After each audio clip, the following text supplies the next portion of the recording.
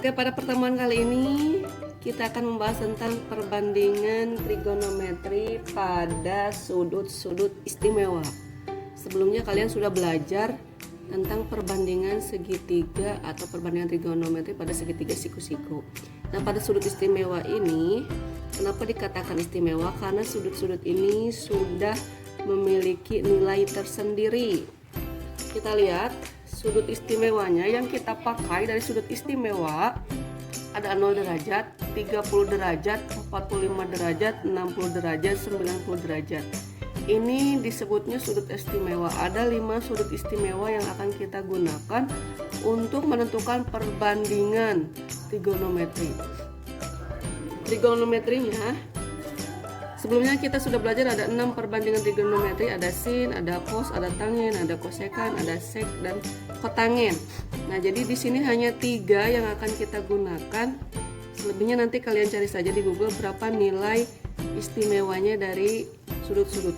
Sudut itu semuanya ada 360, tapi yang diistimewakan hanya 5 sudut, 0 derajat, 30 derajat, 45 derajat, 60 derajat, dan 90 derajat. Kita lihat sin alfa. Ketika sudutnya alfa, sudut ini bisa berubah, bisa alfa, bisa beta, bisa theta. Yang ibu gunakan sudutnya sudut alfa. Ketika sin alfa dengan sudutnya 0 derajat itu nilainya 0. Jadi ketika sin alfa dengan sudut 0 derajat itu nilainya 0. Seperti itu maksudnya. Kalau sin alfa besar sudutnya 30 derajat itu nilainya setengah. Maksudnya seperti itu. Jadi sin 30 setengah, sin 45 setengah akar 2, sin 60 setengah akar 3, dan sin 91. Nilai cosnya lihat, cos 0 nya 1, cos 30 nya setengah akar 3, cos 45 nya setengah akar 2, cos 60 nya setengah, dan cos 90 nya 0. Nilai tangen untuk 0 derajat yaitu 0, tangen 30 1/3 akar 3, tangen 45 1, tangen 60 akar 3, tangen 90 nya yaitu tidak terdefinisi. Jadi ini besar sudut untuk sin, cos, dan tangen.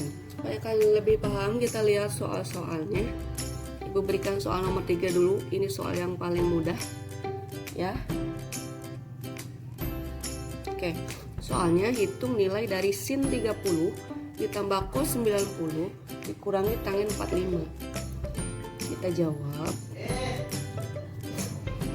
Sin 30 di awal berapa nilai sin 30? Sin 30 itu adalah setengah. Terus kita butuh cos 90. Cos 90 derajat itu berapa ya? Cos 90 derajat 0. Nah, yang terakhir ada tangen 45 derajat. Berapa tangen 45 derajat? Tangen 45 itu 1. Nah, barulah kita masukkan sin 30 setengah ditambah cos 90 0 dikurangi tangen 45 nilainya 1, baru kita hitung. Setengah tambah 0, setengah dikurangi 1 adalah negatif setengah. Jadi nilai dari sin 30 derajat ditambah cos 90 derajat dikurangi tangen 45 yaitu negatif setengah. Oke, soal yang kedua. Tadi ketiga, sekarang kedua. Ya, masih sama bentuk soalnya. Hitung nilai dari cos 45 ditambah 2 cos 60 ditambah sin 45. Berarti kita cari dulu nilai cos 45 berapa. Cos 45 derajat itu setengah akar 2. Terus cari cos 60 nya. Cos 60 nya setengah, dan sin 45 derajat. Sin 45 derajatnya setengah akar 2. Setelah itu kita masukkan ke soal cos 45 dulu. Lihat, cos 45 itu setengah akar 2 ditambah ya. Lihat ini ada angka 2 nya, 2 berarti dikali cos 60 yaitu setengah ditambah sin 45 yaitu setengah akar 2. Kita jumlahkan karena ada yang dikalikan, ini tetap. Ini dengan ini kita kalikan 2 kali 1 bagi 2 yaitu 1 ditambah setengah akar 2. Lihat, setengah akar 2 ditambah setengah akar 2 yaitu setengah aja. Kita lihat setengah tambah setengah 1, 1/2 ditambah 1. Kenapa ini tidak bisa dijumlahkan? Karena bilangan belakangnya tidak memiliki akar. Jadi di cos 45 derajat ditambah 2 cos 60 ditambah sin 45 itu nilainya 1/2 ditambah 1. Oke, kita lihat contoh soal yang pertama. Ini soalnya sebuah soal cerita di mana Alpi melihat puncak pohon dengan sudut 45 derajat terhadap garis horizontal dari jarak 2 meter. Tentukan tinggi pohon jika tinggi Alpi adalah 1,6 meter. Kalau misalnya ini soal cerita, berarti kita harus dibantu dengan gambar.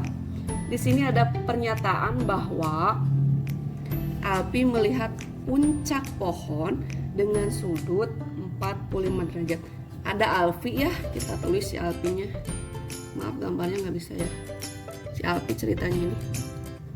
Alpi melihat puncak pohon. Dia melihat puncak pohon, berarti arahnya ke sini dong kalau puncak ya, ke atas. Kita gambar pohonnya. Ini ceritanya pohon ya, terserahlah mau gambar apa. Puncak pohon. Jadi si Alpi itu melihat puncak pohon dengan sudut. Berarti di sini ada sudut nih. Sudutnya di sini berarti 45 derajat terhadap garis horizontal dengan jarak 2 meter. Garis horizontal ke sini ya. Nah, ini jaraknya 2 meter. Yang ditanyakan itu tentukan tinggi pohon. Nah, ini nih. Ini tinggi pohonnya nih, tinggi pohon. Ditanyakan. Terus ada pernyataan lain bahwa si Alpi tingginya itu 1,6 meter. Lihat di sini ada sudut 45 derajat, kemudian ada jarak 2 meter yang ditanyakan tinggi pohon. Ini tinggi pohonnya. Cara penyelesaiannya, lihat ini kalau sudutnya di sini, ini disebutnya sebagai samping ya. Nih, ya satu kali lagi. Jika sudutnya di sini, kita di awal sudah belajar di perbandingan trigonometri pada segitiga siku-siku. Ini gambarnya segitiga siku-siku ya. Ketika sudutnya di sini, berarti garis ini sebagai samping.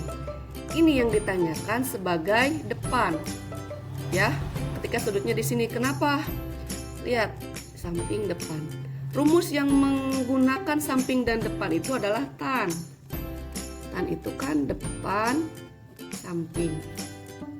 Oke, berarti tan. Kenapa menggunakan tangen? Karena kita adanya samping dan depan yang dicari. Tan, berarti sudut berapa? Sudutnya lihat, di sini ada sudutnya 45 derajat. Berarti tangen 45 derajat sama dengan depannya yang kita cari. Sampingnya berapa? Sampingnya nilainya 2M, 2 meter. Berapa untuk tangen 45? Tangen 45 itu nilainya 1. Ya, berarti depan per 2. Bagaimana penyelesaiannya? Kita kalikan silang. Lihat kalau kali silang tuh begini nih.